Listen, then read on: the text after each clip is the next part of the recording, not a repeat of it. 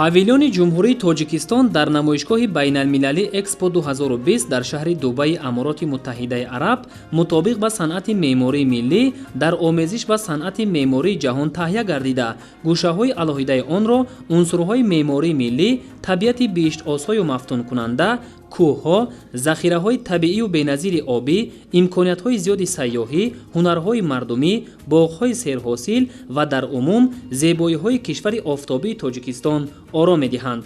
дар павильони ҷумҳурии Тоҷикистон маҳсулоти истеҳсолнамудаи зиёда аз 40 корхонаи саноатии кишвар, амсилаҳои нерӯгоҳи барқи обии норак, хатҳои баландшиддати интиқоли қувваи барқ, ки дар даврони истиқлоли давлатӣ сохта шудаанд, намунаи биноҳои хуштарҳу замонавӣ дар раванди шаҳрсозӣ, гӯсфанди кӯҳии Марко Поло, бузи кӯҳии Морхур ва бабри барфӣ, маҳсулоти кишоварзӣ, ҳунарҳои мардумӣ, лоиҳаҳои сармоягузорӣ аз ҷониби вазорату идораҳо, корхонаҳо ва соҳибкорони ватанӣ пешниҳод гардида муаррифӣ шуда истоданд.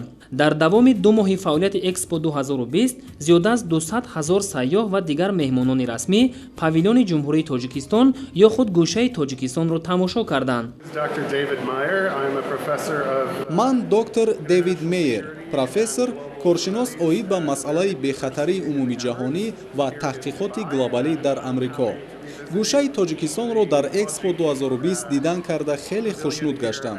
ин ҷо бо санъату фарҳанг ва маҳсулоти Тоҷикистон наздиктар шинос гардидем, ки воқеан писандамон омад.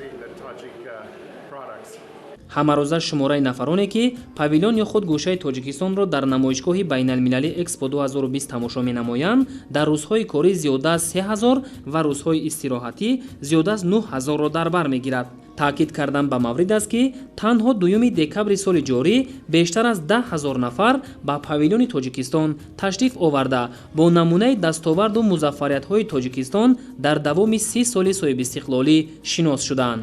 My name is Bob Timms. I am from Timms Holding Limited. Боб Тимс ҳастам, иштирокчии Экспо 2020.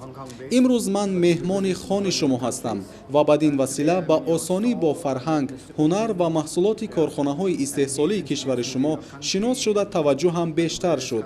мехостам бо корхонаҳои истеҳсолии Тоҷикистон ҳамкориро ба роҳ монем, чун имкони хубе фикр мекунам дар ин самт фароҳам аст.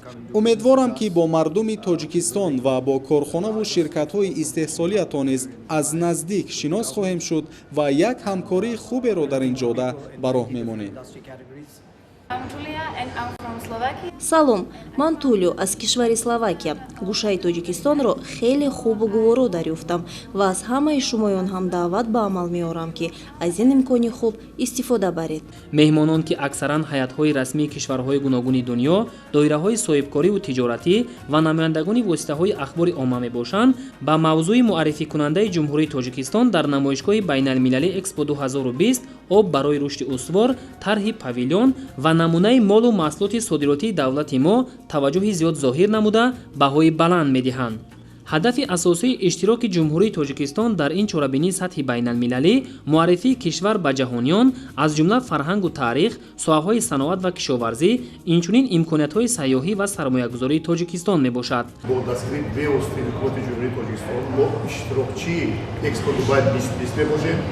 Мана дар павильони Тоҷикистон маҳсулоти пӯшкондани Тоҷикистонро пешниҳод карда, нишон дода, ки аз маҳсулоти пӯшкондани мо мешашанд, хусусан мардуми Эмирот бисёр хурсанд мешаванд ва ҳайрон мешаванд, ки барои чӣ то ин вақт дар Оморот ва дигар тимурҳои ин давлатҳо маҳсулоти фурӯши мо ба миқдори кам намоён аст.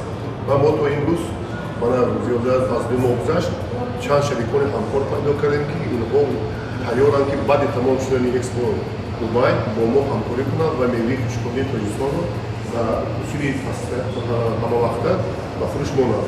тайёр ҳастам, ки ҳамкорӣ кунам ва мо ҳам омода ҳастем ва миннатдори калон ба ҳукумати ҷумҳурии Тоҷикистон мекунем, ки ин хеле шароит доданд, ки мо ҳамихел шарикони ҳамкор ёбем дар муттаҳидаи Амирот ва дигар давлатҳои ҳамин минтақа.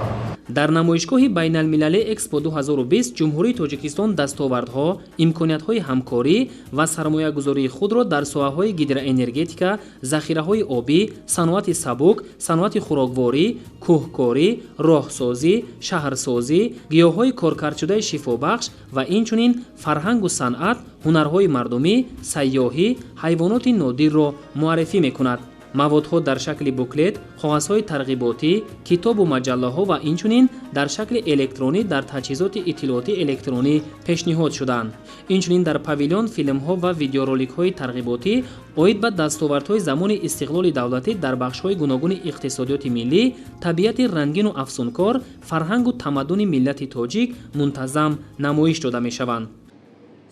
оби сиёма софузулол буда аз пиряхҳои Тоҷикистон манша гирифтааст. Лаззати нотакрори табиатро ба инсон эҳдо мекунад. масоҳати умумии павилёни ҷумҳурии Тоҷикистон 430 метри мураббаъро дар бар мегирад, ки аз ду қабат иборат аст. дар қабати якум масоҳати намоишгоҳ 230 метри мураббаъ ва дар қабати дуюм масоҳати 200 метри мураббаъ барои ҷойгир кардани амборхона, дафтари корӣ ва иншооти ёрирасону техникӣ ҷудо карда шудааст. ҳамин тариқ дар намоишгоҳи байналмилалии Экспо 2020 дастовардҳои иқтисодӣ, имкониятҳои содиротӣ, таърих ва фарҳанги Тоҷикистон дар Амороти Муттаҳидаи Араб, дар умум кишварҳои араб ва инчунин дар сатҳи ҷаҳон ба таври шоиста муаррифӣ мегардад. Воқеан павилёни Тоҷикистон инъикосгари зебоиҳои Тоҷикистон буда, хеле зебою назаррабо омода карда шудааст.